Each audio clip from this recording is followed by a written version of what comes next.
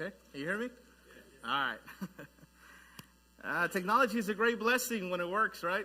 It kind of reminds me, when we travel and we go to do mission work, sometimes there is no technology. We're just out there in the field or out there walking, and they say, well, Roger, can you teach a lesson?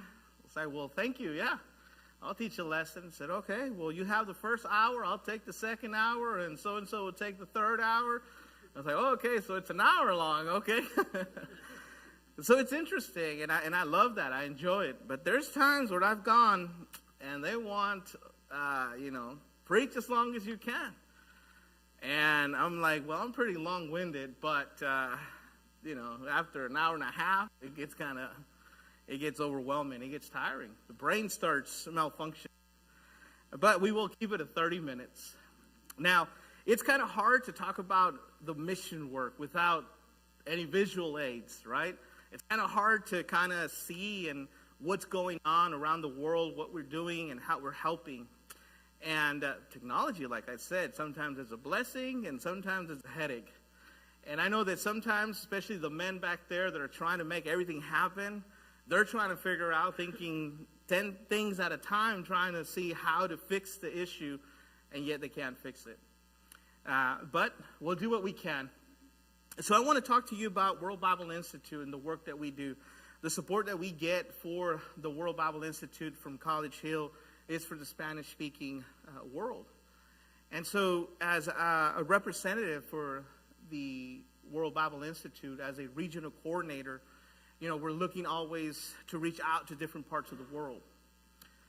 And right now we have 3 schools that are active and are highly involved in the work.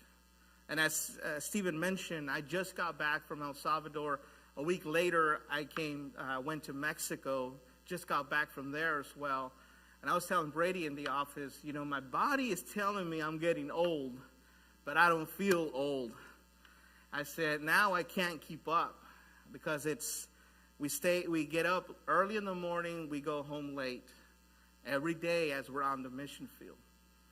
Sometimes we eat as we go. Sometimes we're invited at homes to eat. So it's a very blessing to see how many are willing to, support and help the cause. And it's very amazing. I wish you could have seen the images that I had for you and some of the videos that I had. It was too much. We couldn't do it in half an hour. But I really want you to talk a little bit about the Institute of El Salvador. So in El Salvador, we have 2 schools now. We used to only have one closer to Guatemala, but now we have one in the capital of San Salvador. But we're talking to that school to see if we could establish another one down south, close to Nicaragua, which would be fully supported as well. Now, when we talk about fully support, I want you guys to see when we get to that school of what the possibilities that we have and what we can work with. But talking about the one in Santa Ana, so that's further to the coast.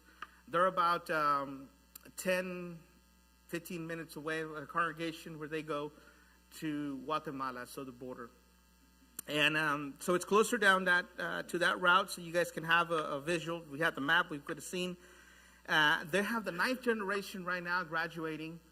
The 4th generation online. They started the online school back in 2020 before there was a pandemic. So in their mind, they wanted to start the online school. And when they kickstarted in 2020, soon after, they had the problems with the pandemic, which the school continued. And so it fell just right into where a lot of people can study online and be reached out to through the gospel and be educated, be taught. And one of the things that we love about this is it costs no money to do this. Because everybody can have their cell phone or the computer and they're willing to be there. One of the things that we started running into was their phones in Latin America. Some of their phones will get hot, by going live. And they get so hot that they shut off. or they have to turn them off because they're afraid they might explode. And a lot of the students were watching the videos or watching the classes live, and yet they had to come into that where after an hour they had to cut off because they couldn't continue. It wasn't that they didn't want to. It wasn't that they had other things to do. It was just that they couldn't stay on the phone. So that was an issue that was resolved by getting them tablets and allowing the tablets to take on that load instead of the phone, which they're not made as in the best quality. And sometimes the batteries, like I said, they can explode, and they have exploded. So that's one of the things that they run into. But they're always willing. They're willing to help. They're willing to serve. I had a picture of the building where they congregate. It's not a really big building in Santa Ana. It's a well-populated city, over 500,000 in population. A lot of congregations around in the city, around the other counties, if we can say. They're called departments out there, but really they're counties, if you can understand the concept. And the congregations around there have gone, and they continue to go and learn to study. Some of these students will travel 4 hours to go to school and study and stay Saturday all day, because it's a Saturday school. We'll stay there for 8 hours and then drive back home 4 hours. You know, and that's because that's a desire. Now, the school in Santa Ana we support them with $300 a month, which is $3,600 a year. And it doesn't matter how many students they have, because it's on Saturday school. So because of that, that when they meet, they can also offer them a meal on Saturday, food, so that they can eat in the morning or lunch or maybe even dinner before they leave. And it helps the students to understand that they can work Monday through Friday or Saturday, and then go to school, Monday through Friday, and then Saturday go to school all day to learn more from the Word. And we always encourage the men, either young men or middle-aged men. Any man that goes into the school, we always encourage them to preach. So we prepare them to teach lessons, and we prepare them to send them out, do lectureships that the young men are leading, or gospel meetings that the young men are leading, or even preaching on Sundays, or sometimes a congregation needs a speaker, they'll send one of the young men out there. Now, this is something that all the schools that we work with do, because we are highly, highly motivated to continue to teach the young men to be the leaders that the church needs. And put it in the Apostle Paul's word, in the Spanish version, it says that men be manly.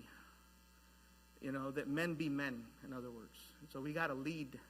We got to remember that we're always in that phase. We're always the leaders. No matter what, people depend on us, and we need to be reminded of that. And so we teach the young men to do this, and and I was going to show you some pictures so you can see some of these young men are in their early 20s, I would say, maybe mid-20s, and some men my age as well that are going through the school. And so they're always encouraged to teach. They just had a graduation last December. They graduated 30 students, and they're coming along again with more students. They have the online school as well, and the online school is doing great.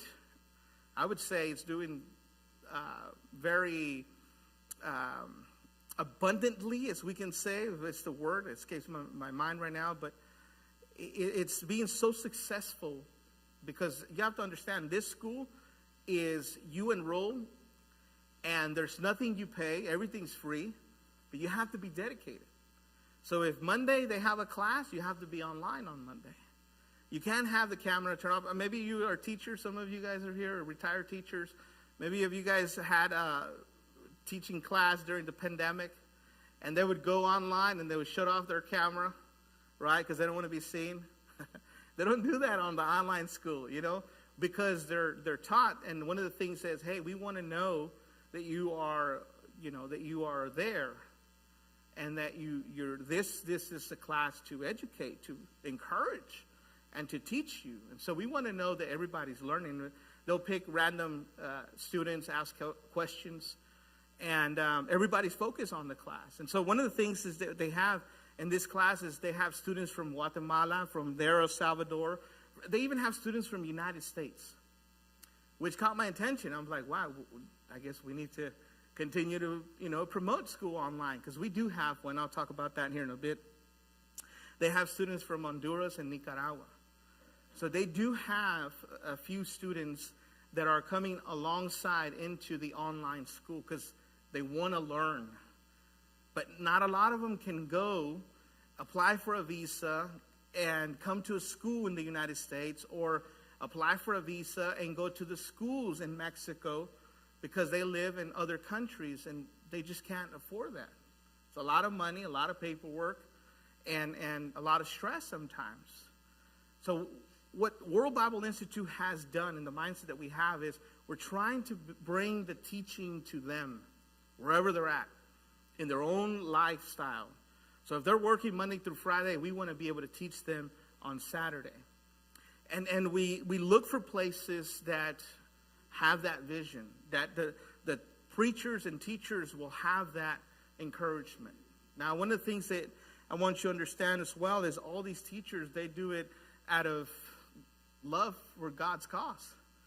All these schools are supported because they're only supported to support the school and the needs of the school. Sometimes there's that one-time needs or one-time benevolence that can be done, but really our focus is the school. And so that's one of the things that we always stay in touch. We always encourage them, and they give us a report every 2 months. They'll send a report, which I will send to the missions committee as well. And I do present that to the missions committee when I have an opportunity. But, learning from Santa Ana, which is IBES, or Biblical Institute of El Salvador, is a great place to go. If you haven't gone to El Salvador right now, is the safest nation in the world, when back then it was the worst, unsafest nation in the world. There is so many tourists going in, and so many religion going into El Salvador, that the church needs to continue to be taught so that they can continue to grow. But I would feel safe to take my family. I know Spencer has felt safe to take his family, and I know you would feel safe to go. I mean, there's nothing to be afraid of. Really, when we go, we have gone and been everywhere, and even in places where they said back then you couldn't drive down the streets. And now the Uber driver will go down the streets, because even their life was at risk. They wouldn't go in there. But it's interesting to see all these changes. Now, moving from El Salvador from Santana, to San Salvador, we have the School of Preaching of El Salvador. Now, this is the one we just started working with. And Brother Miguel Arguera has two brothers here in the United States. They're both preachers. One of them is in Houston, the other was in Tennessee. The one in Tennessee, Brother Rigoberto, him and his wife have cancer. His is terminal now. And his vision, his mindset is still to provide, to help the church. And it's interesting to find these kind of stories, to see that Brother Miguel has the same vision. If the time that we have known him, the time that we spend with him at his home, you can tell that the vision's understood of, we're just passing through. We're just passing through. And so Brother Rigoberto, when I met him, and I found out about his cancer situation, you could talk to him and you wouldn't tell. He would not tell you that he's in a situation like that. His wife is in the same condition, and yet they still are active and working and doing. And his other brother, Rudy, he's in Houston, and he's very also active with the school. Miguel and his brother were the ones, Rudy, supporting this school since it started back in 1993. I just found out recently because one of the guys I work with teaches school there. And he says, brother, do you know about this school? I said, no. He goes, you should go look at this school. And I said, well, let's make a meeting. Let's arrange it and let's go. And when I was there, it got me impressed to see how all the ages in the church, the young kids all the way to elderlies, they're all active, they're all working, they're all doing something. And it's encouraging to see that even though the building, when they built back in the day, the Catholic Church built right next door to them, okay? And I mean literally, the wall there on the other side would be the Catholic Church. And it wasn't there, but they decided to build next to it. And one of the things that we have is they have so much love and for the souls that they'll talk to anyone in love. That's one of the things that caught my attention. I had the opportunity to go, and when I first, the second time I went, like I said, we were there, we got there and said, Brother Roger, can you teach Bible class tonight? It was on a Tuesday. I said, yes, I'll teach Bible class. There was an earthquake that back then. I remember if I shared this with you, and the floor started shaking. Now I'm from California, so I figured, hey man, this is not something just, that's happening. This is an earthquake. Floor starts shaking, and they don't have pews, they have chairs. So some of the members started kind of rocking and kind of moving, and I just started to calm them down and said, hey brother, it's okay. We're in the right place. If anything happens, we're right with the Lord. So let's just continue. Well, we could hear our neighbors in the music that they had. Soon after, we didn't hear them. Once we finished the class and, we were done, we went outside and we started talking and said, hey, we're going to go visit this family that has allowed us to go teach to them. It's an apostolic church. I said, Brother Roger, would you teach class? I said, yeah, I'll teach class. How long do I have? He said, Roger, you could do an hour. I'll do the next hour. I said, okay. And so we went out there. Right after that, we went to the church and taught. And the brother made sure that they said, hey, you allowed us to come and teach Bible to you. And so we're here, and we wanted to see if that was a possibility for us to teach Bible to you. They said, yes, that's why we invited you. They fed us all pupusas.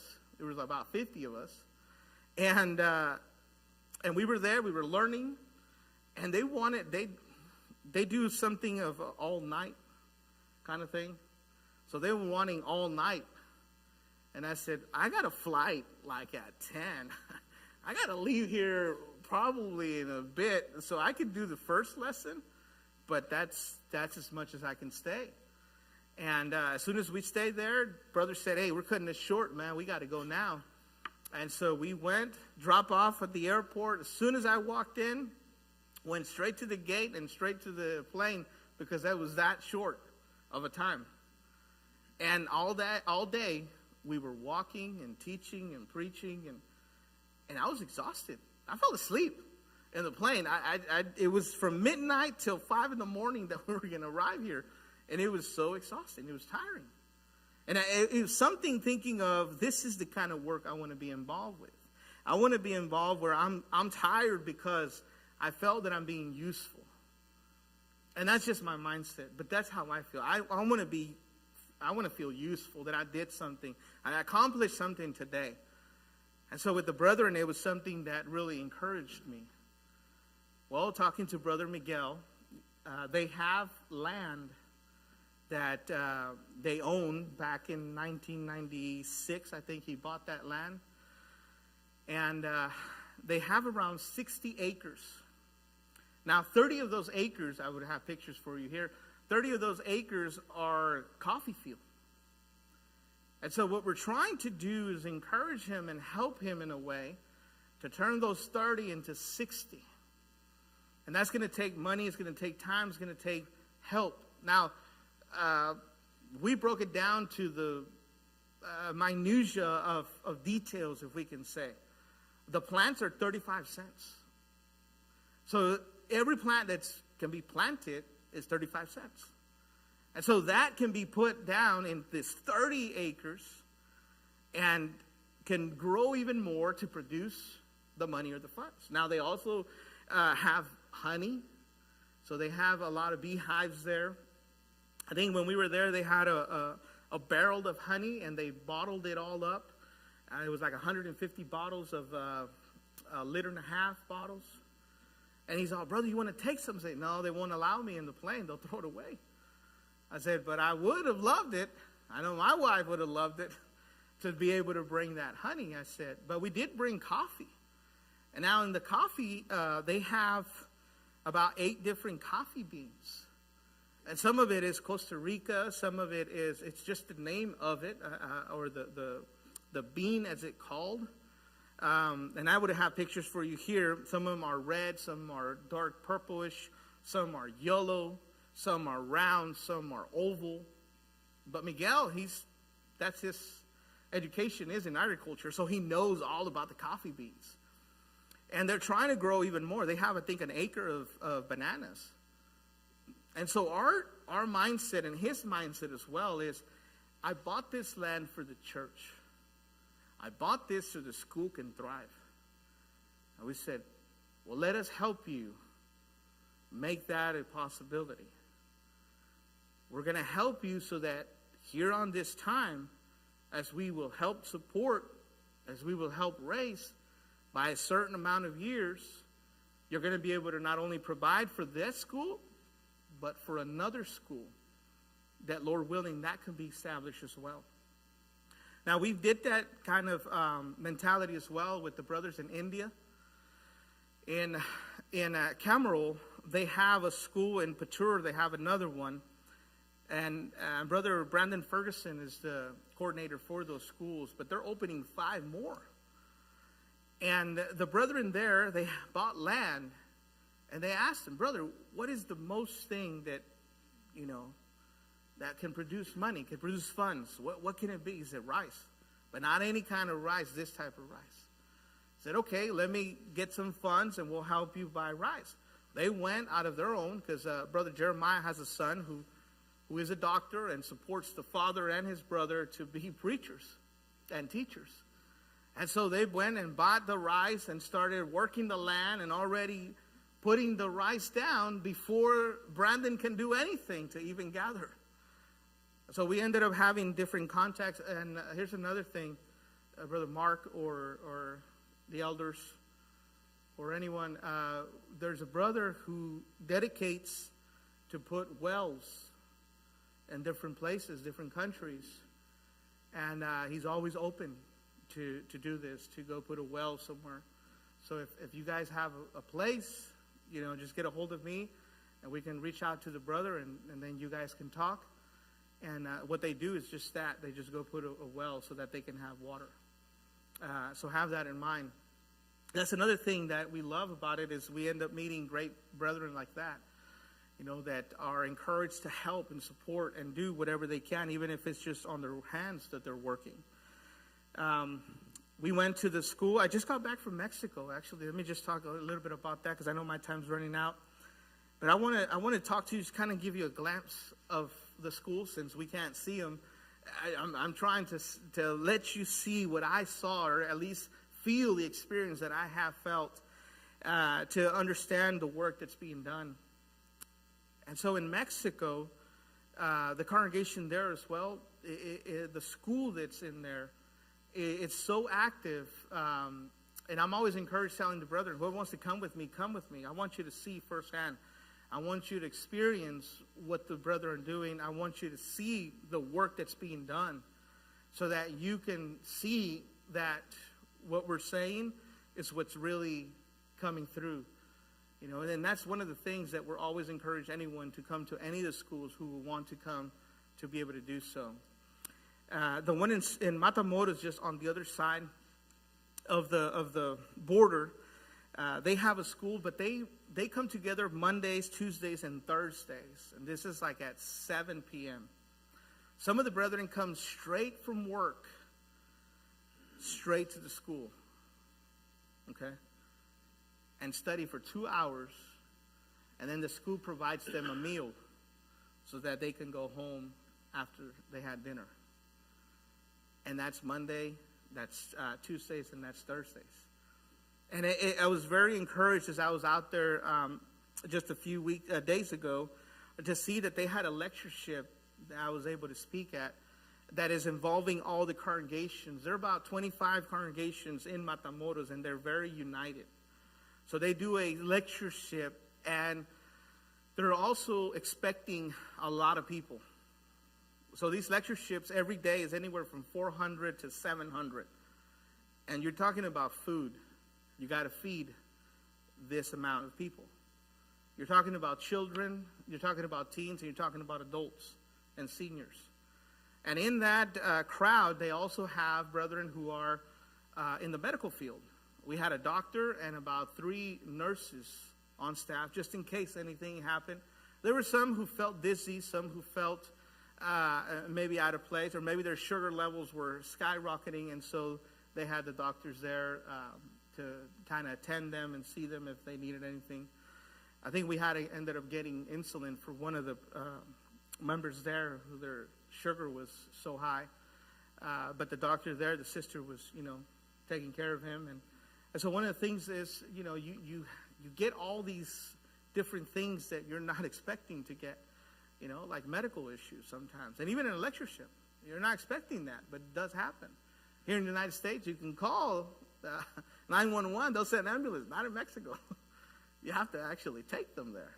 And then it's a long line so just to give you guys a glimpse of what sometimes could happen outside of the United States. And so at this lectureship, being this crowd is so big inside and outside of the building, and just in a sense or in a way that you would be just amazed and shocked. I sent my daughters a video of the teens. All the youth got together, did a circle. And there's a school, I was talking to Brady about this, there's a school of song director in Mexico. And it's only one time a year, and I think it's only 1 week. But in that week, when you go from beginning to end, all they're teaching you is how to song lead, how to read the song, how to understand, how to teach the audience where you're going to start off, where you're going to end, and how to encourage the audience on where to hold the note and where to stop. And there's a lot of the things that here in the Spanish we don't have. We do have a lot of good song leaders in English, but sometimes we still need to just be more of, when we stop and when we don't. And that was encouraging. I also had the privilege to see Sonia Perez come to the obedience of the gospel. After your servant preached, she came forward and she wanted to be baptized. And again, I said, you're talking about this room full. She comes forward and asks. And they always ask the preacher who's just taught the lesson to take the confession. And they always have a brethren or a preacher there that can perform the baptism. And so I took her confession, and then the brother Villalobos took care of her in the baptism. And, it was always encouraging and uplifting to see. We gave her a Bible, had some Bibles to give away, so we gave her a Bible and had some books we gave away. We gave a bunch of books out there to the brethren. And it was encouraging, to understand the message of the Lord. And so I want to finish up saying this. When you read Acts chapter 8, it always comes to my attention, Philip and the eunuch. It always comes to my attention when God calls Philip and says, hey, get close to that chariot. You need to be where you need to be. Philip could have already said, well, Lord, he's probably already reading out loud Isaiah. He probably thought, hey, he's already reading. When you read the account on Acts chapter 8, you find verse 26 and on that the eunuch he was on his way to Gaza from Jerusalem. He was coming back from worship. In his mind, in his heart, in his conscience, he thought he was right with God. But it wasn't until Philip gets close to him. And one of the things that he challenged them is, do you understand what you're reading?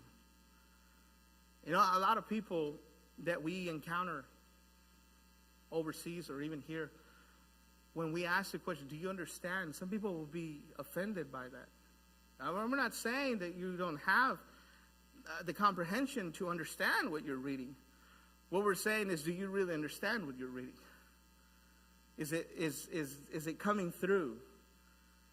You know, a lot of people have an aspect of God, an image. Probably mama and papa or mom and dad already taught us something about God, and so we figured this is how God should be.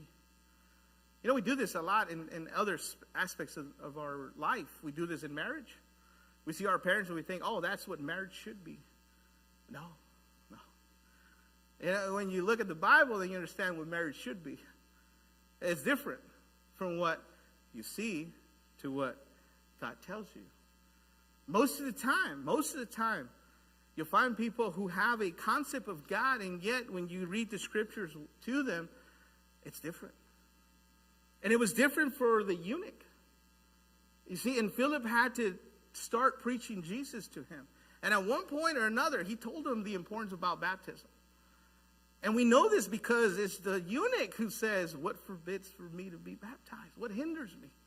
Is there anything else that I need to know? Is there anything that it forbids me from not doing it?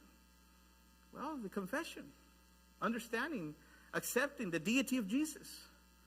Brendan, that's the great, I guess, problem for many is to understand the deity of Jesus. He's the Son of God. To understand and proclaim that and to accept that, it's to accept his authority.